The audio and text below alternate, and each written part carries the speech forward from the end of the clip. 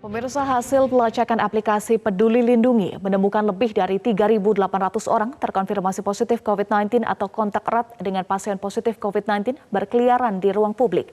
Lalu apa langkah pemerintah menghadapi ancaman corona di ruang publik? Berikut informasinya.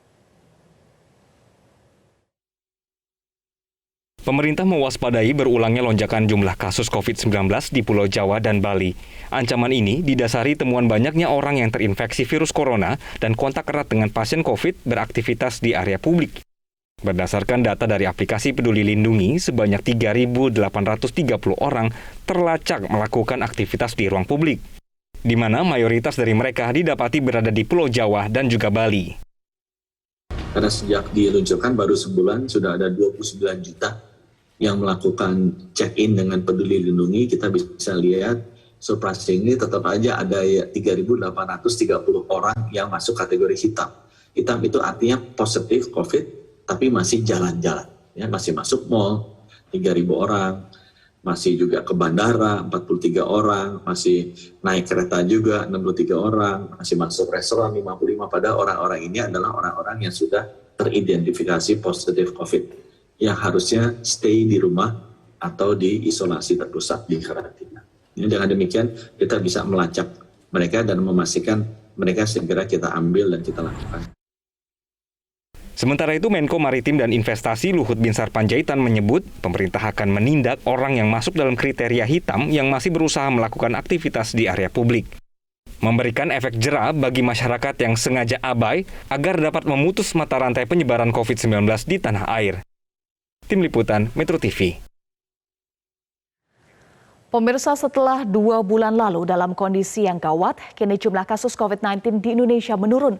Oleh negara tetangga, pemerintah dianggap berhasil dalam mengendalikan kasus COVID-19 yang sempat mengkhawatirkan.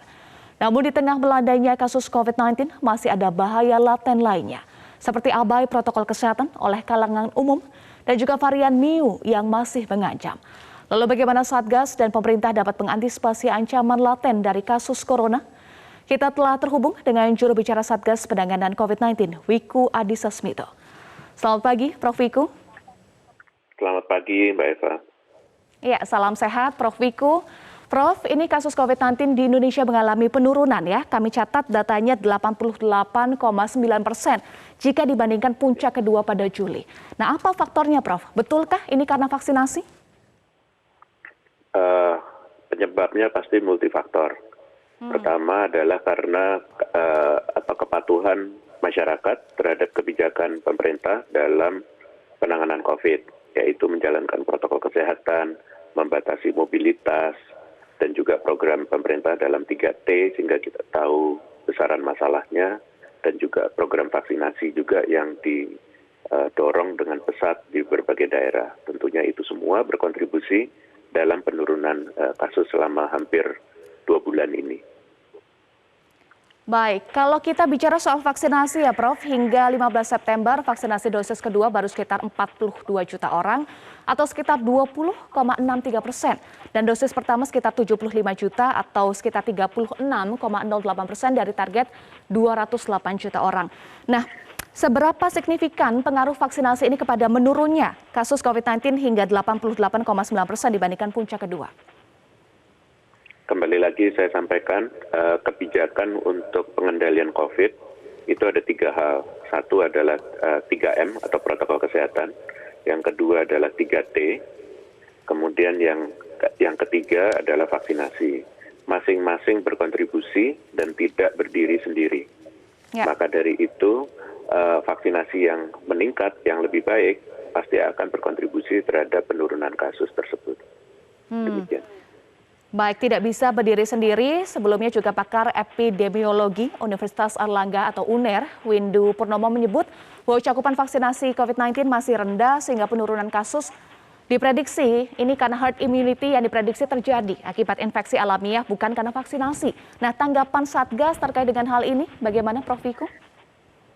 Kembali lagi saya sampaikan bahwa 3 tameng yang kita miliki itu saling melengkapi. Bahwa vaksinasi memiliki efek pasti, tetapi seberapa besar efeknya belum tentu 100% kan, karena coveragenya atau cakupannya belum tinggi. masyarakat yang terinfeksi juga cukup banyak, tapi belum cukup untuk membentuk herd immunity yang protektif terhadap masyarakat. Intinya tidak mungkin single dari vaksinasi bisa melindungi masyarakat secara lengkap. Oke, tetapi kalau Satgas memprediksi apakah herd immunity ini sudah terbentuk akibat infeksi alamiah sesuai dengan pernyataan tadi epidemiolog Windu, atau seperti apa soal herd immunity ini? Herd immunity itu adalah tujuannya, dan harus diingat, saya mau sampaikan ke arah global saja ya. Dalam rangka pandemi, maka yang dibentuk herd immunity jangan hanya melihat satu kota, jangan hanya melihat satu pulau, tapi lihatlah satu dunia. Karena ini masalah pandemi, ini bukan masalah satu negara. Jadi proses menuju herd immunity itu pasti ingin dicapai oleh semua negara. Satu negara ada yang lebih maju daripada yang lainnya, tapi herd immunity proteksi secara global, karena ini pandemi, harus dicapai oleh seluruhnya. Nggak bisa satu negara saja. Maka dari itu sekali lagi saya ulangi lagi, proteksi kita, tameng kita ada 3 hal. Jangan hanya fokus kepada satu hal, dan kita melupakan hal yang paling utama adalah 3M. Ya, 3M yang utama. Nah, kami ingin gali lagi soal vaksinasi. Hingga 12 September 2021 terdapat 4 provinsi yang cakupan vaksinasinya berada di bawah 20% nih Prof. Lampung, Sumatera Barat, Maluku Utara, dan juga Papua. Nah, bagaimana untuk mengakselerasinya? Ya, pemerintah mendorong vaksinasi dengan kuat, terutama pada daerah-daerah yang memang cakupannya masih rendah.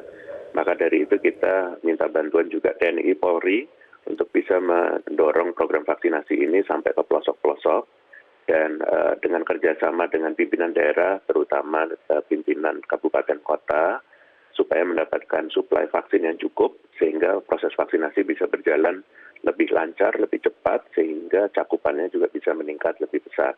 Dan ini tentu juga kerjasama dengan pimpinan di provinsi, gubernur, agar vaksinasi yang ada di level provinsi itu betul-betul cepat disalurkan ke kabupaten kota, sehingga cakupannya bisa meningkat drastis. Demikian. Baik, faktor-faktor yang mempengaruhi turunnya kasus, kami catat tadi pernyataan dari Prof. Wiku adalah soal program vaksinasi, kemudian kebijakan PPKM atau pembatas mobilitas, dan juga 3T dan juga 3M. Tetapi kalau kita merujuk pernyataan dari Menko Marves, Luhut Bin Sarpanjaitan menyatakan bahwa penurunan level PPKM di Jawa Bali menyebabkan masyarakat euforia berlebihan. Nah, ini apa tanggapan dari Satgas terkait dengan tadi bahaya laten COVID-19 dan euforia berlebihan dari masyarakat yang mulai abai lagi nih protokol kesehatan, Prof? Jadi begini, masyarakat itu kan dinamis ya. Seorang manusia itu pasti tidak bisa 100% dibatasi, tidak bergerak kemana-mana. Mereka punya aktivitas sosial ekonomi dalam bagian sebagai kehidupan. Dan proses pembatasan kegiatan masyarakat itu dalam rangka menekan penularan. Tetapi juga mereka harus bisa berkegiatan sosial masyarakat, sosial ekonomi. Bagaimana caranya? Pelan-pelan. Jangan sampai kegiatannya terlalu cepat, terus menimbulkan penularan. Ini kan maksudnya gas rem tersebut. Euforia, jangan perspektifnya bukan hanya euforia ya. Masyarakat itu kan perlu hidup. Nah, apa kegiatan mereka itu tidak serta-merta diartikan sebagai euforia. Dan mereka harus bisa mengendalikan diri bersama dengan pemerintah. Sehingga betul-betul kegiatannya itu produktif, tapi aman COVID. Nah, untuk tahu produktif aman COVID, itulah adanya level 4, 3, 2, 1. Jadi sesuai dengan laju penularannya, kita juga harus mengurangi aktivitasnya. Kalau semakin tinggi laju penularannya, ya otomatis kita harus mengurangi aktivitas lebih banyak. Inilah kita beradaptasi. Produktif aman COVID, tetapi kalau kita lihat datanya, ini ada 3.800 orang berkeliaran di ruang publik. Nah, terbuka juga opsi untuk menindak tegas. Apakah langkah itu akan dilakukan, Prof? Proses itu perlu bertahap ya. Hubungan antara pemerintah dan masyarakat itu harus harmonis dan saling mendukung. Untuk masyarakat yang tahu bahwa dirinya sedang positif, jangan beraktivitas di luar rumah. Segera melakukan isolasi mandiri atau perawatan sehingga tidak menulari yang lainnya, dan segera sembuh supaya bisa beraktivitas dengan baik. Dan masyarakat yang punya kontak erat, mengetahui dirinya punya kontak erat, juga melakukan karantina, memastikan bahwa dia tidak terinfeksi.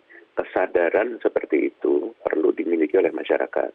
Apabila kita sudah melakukan seperti itu dan masyarakat yang sedang sakit atau punya kontak erat tetap bepergian ke tempat umum, maka pemerintah akan mengingatkannya dan pasti akan menegakkan akhirnya apabila itu terus terjadi. Jadi ini suatu proses, ya, supaya kesadarannya itu dimiliki oleh kedua belah pihak. Demikian. Baik, kesadaran harus dimiliki kedua belah pihak, tetapi artinya masih di level mengingatkan ya Prof. Belum akan ada upaya menindak tegas bagi masyarakat yang abai begitu protokol kesehatan, sudah tahu kontak erat atau positif masih berkeliaran di ruang publik? Ya pasti, jadi kita nggak bisa langsung menindak tegas karena masyarakatnya saja belum tentu mereka tahu tentang aturan ini. Jadi suatu proses untuk masyarakatnya tahu tentang kondisinya, konsekuensinya. Maka dari itu kan masyarakat kita ini adalah masyarakat yang belajar. Mereka kan bukan orang yang 100% abai karena maksudnya abai. Bisa jadi kan mereka tidak tahu. Yang kedua, mereka tahu tapi nggak tahu harus melakukan apa. Jadi ini adalah proses edukasi yang harus berjalan bersamaan. Tetapi kita juga nggak boleh, pemerintah ya, nggak boleh lambat juga dalam melakukan tindakan. Karena penularan juga bisa cepat terjadi. Jadi ini perlu kerjasama. Jadi menangani ini bukan hanya pemerintah, bukan hanya masyarakat. Semua komponen bangsa harus bekerja sama, gotong royong, saling mengisi. Karena ini menyelamatkan kita semua, bukan hanya masyarakat. Kita juga harus menyelamatkan pemerintah juga supaya kita bisa bekerja bersama-sama untuk menjalankan kehidupan sosial ekonomi yang baik. Baik, perlu kesadaran bersama. Kita juga ingin tanya ini Prof, soal masih diwarnai dengan ancaman varian baru, varian Mu, yang sudah terdeteksi di 48 negara. Nah, bagaimana dengan Indonesia, Prof? Update terkini soal hal ini. Jawaban langsungnya, varian Mu belum ditemukan di Indonesia. Tapi kami perlu mengingatkan bahwa kebijakan di Indonesia ini berlapis. Kita menjaga membatasi perjalanan internasional. Kita menjaga membatasi perjalanan dalam negeri. Kita memiliki PPKM Mikro, kita memiliki Satgas Posko di tingkat kelurahan desa, yang fungsinya juga pencegahan, penanganan, pembinaan, dan pendukung. Kita juga memiliki kebijakan untuk Satgas Prokes 3M di fasilitas publik, sekolah, pabrik, dan seterusnya. Dengan keadaan seperti itu, apapun variannya, selama kita ketat 3M, harusnya varian tersebut tidak punya ruang untuk menular. Tapi kalau kita lengah di dalam lapisan kebijakan itu yang tidak didukung oleh masyarakat atau tidak dijalankan oleh masyarakat dan kita semuanya, tentunya akan bobol. Apapun variannya. Varian yang tidak berbahaya pun pasti akan membahayakan kita karena diberi kesempatan untuk menular. Dan varian-varian baru bisa muncul karena adanya penularan. Demikian. Baik, tetapi langkah strategis apa saja yang dilakukan pemerintah untuk mengantisipasi varian Mu ini yang sudah terdeteksi di 48 negara, Prof. Wiku? Saya kasih refleksi ya. Satu saja yang tadi saya sudah sampaikan kebijakannya. Kebijakan pembatasan perjalanan internasional. Ya. Kalau kebijakan itu dijalankan dengan ketat, importasi kasus atau varian baru ke Indonesia, potensinya hampir nol. Atau bahkan nol kalau kita betul-betul tegas. Dan betul-betul masyarakatnya juga patuh. Jadi dengan menjalankan kebijakan satu saja itu sudah mengurangi drastis. Kan ada lapisan berikutnya, tadi kan saya bilang kebijakannya berlapis. Perjalanan dalam negeri juga dibatasi. Jadi kalau misalnya masuk pada satu titik entry, kemudian kita lakukan karantina dengan baik, selesai di situ. Sembuh kan. Kalau sampai tidak terjadi dengan baik di situ, maka potensi menyebar ke daerah lain. Kalau menyebar ke daerah lain, potensinya akan tercegat juga oleh pengetesan perjalanan dalam negeri. Itu namanya berlapis. Kalau sampai itu bobol juga, sampai ke suatu daerah, di situ ada PPKM Mikro, ada Satgas kelurahan desa, yang bisa mendeteksi kalau terjadi penularan. Seandainya terjadi penularan, akan bisa dibatasi, di-contain di daerah situ saja. Jadi itulah yang namanya berlapis. Ya, untuk mencegah jangan sampai terjadi penularan. Baik, kebijakan berlapis, pembatasan perjalanan, PPKM Mikro, dan juga prokes ketat itu kuncinya ya. Baik, terima kasih juru bicara Satgas Penanganan COVID-19 Profesor Wiku Adhisa Smito sudah bergabung bersama kami di Metro Pagi Prime Time.